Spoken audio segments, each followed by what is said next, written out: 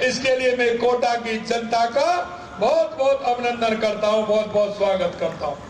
क्योंकि कोई भी पर्व होता है उसमें हर व्यक्ति का योगदान होता है, क्योंकि हमारी संस्कृति के प्रतीक त्योहार जो होते हैं, इन त्योहारों के माध्यम से आने वाली पीढ़ी को हम सिखाते हैं कि हमारी संस्कृति के अंदर जो बुराई करने वाला, अहंकार करने वाला होता है, निश्चित रूप से उसका नाश होता है।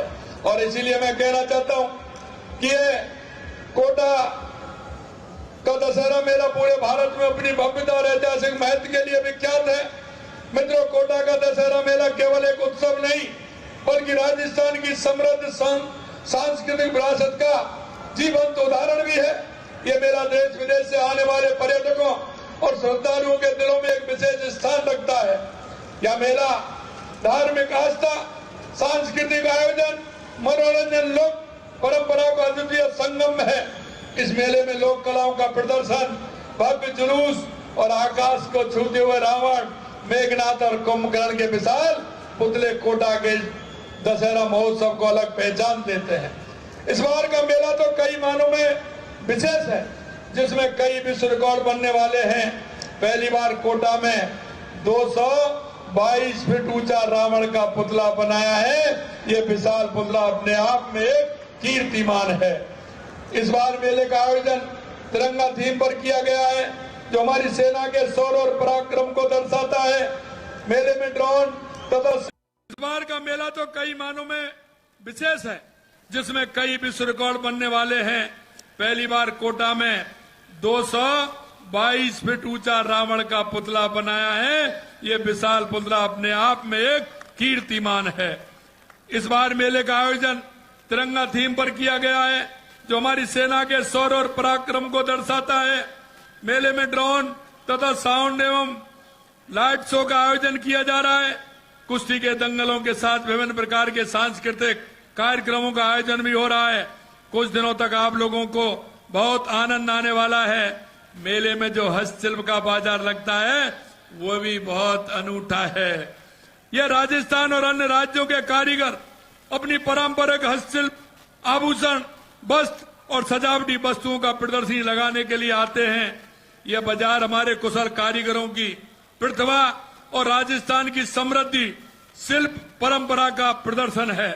इस बार हमारे शिल्पकारों, कारीगरों में भी नया उत्साह देखने को मिल रहा है, क्योंकि प्रधानमंत्री जी ने जीएसटी सुधारों के तहत विभिन्न हस्तशिल्प उत्पादकों जीएसटी की दरों में 12% से घटाकर 5% करने का काम माननीय यशस्वी प्रधानमंत्री जी ने किया है।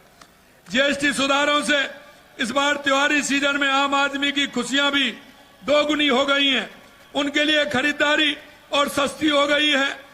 मित्रों, आज का दिन कई अर्थों में महत्वपूर्ण है। आज ही के दिन भगवान श्री राम ने रावण का नाश किया था, इसलिए असत्य पर सत्य और अधर्म पर धर्म की विजय का उत्सव भी है। ये बुराई और अच्छाई का विजय का पर्व है। आज ही के दिन मां महिषासुर मर्दिनी ने महिषासुर का संहार किया था। यह पूरी सृष्टि की रक्षा का दिन भी है।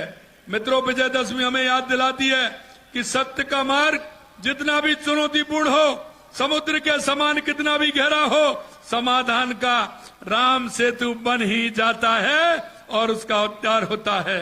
विपत्ति की ताड़का का अंत हो ही जाता है। मारीच के समान कष्ट समाप्त होते ही हैं और बाधाओं का मेघनाद मिट जाता है।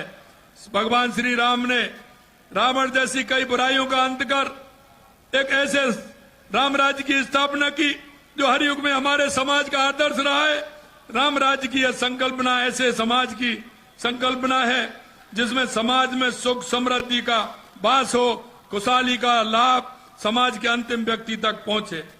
हमारी सरकार ने नर को नारायण और दीन को देवता मानते हुए पिछले 20 महीनों में महिला, युवा, किसान और गरीब के जीवन में सकारात्मक बदलाव लाने का काम किया है। हमने महिला सुरक्षा के लिए काम किया है। हमने प्रधानमंत्री मातृ वंदना योजना के तहत राशि को बढ़ाने का काम किया है। ऐसे बहुत सारे काम किए हैं। पंडित दीनदयाल उपाध्याय गरीब मुक्ति योजना का काम किया है। मैं आपसे यही कहना चाहता हूं, सेवा पखवाड़े के तहत जो काम हो रहे हैं उन कामों को भी मैं कहना चाहता हूं। अंत में मैं आपसे इतना कहना चाहता हूं मेरे भाई और बहनों, कि हम सबको मिलकर के इस बुराई के साथ खड़ा होना है, उन अहंकारियों के साथ खड़ा होना है, क्योंकि जब तक हम वोकल फॉर लोकल नहीं अपनाएंगे, हमारे स्वदेशी का जब तक हम अपनाएंगे नहीं, तब तक हमारा देश सशक्त नहीं होगा, मजबूत नहीं होगा। हमारे प्रदेश को सशक्त करने के लिए, मजबूत करने के लिए हमें स्वदेशी भी अपनाना है, और स्वदेशी के साथ साथ हमारे जो अंतिम पायदान पर व्यक्ति खड़ा है उसकी मदद करते हुए हमारे प्रदेश को आगे बढ़ाना है। आप सभी को आज मैं पुनः इस विजयदशमी दशहरा की आप सभी को बहुत बहुत शुभकामनाएं देता हूं। बहुत बहुत आप सभी को शुभकामनाएं। इतना बड़ा भव्य आयोजन, इसके लिए मैं आयोजनकर्ता को भी शुभकामनाएं देता हूं। आप सभी को बहुत बहुत धन्यवाद। जय हिंद, जय भारत, जय राजस्थान, जय जय श्री राम, जय जय श्री राम, जय जय श्री राम। बहुत बहुत धन्यवाद। बहुत बहुत धन्यवाद परम सम्मानीय मुख्यमंत्री महोदय। वाकई में आज का ये जो आयोजन है केवल एक परंपरा नहीं,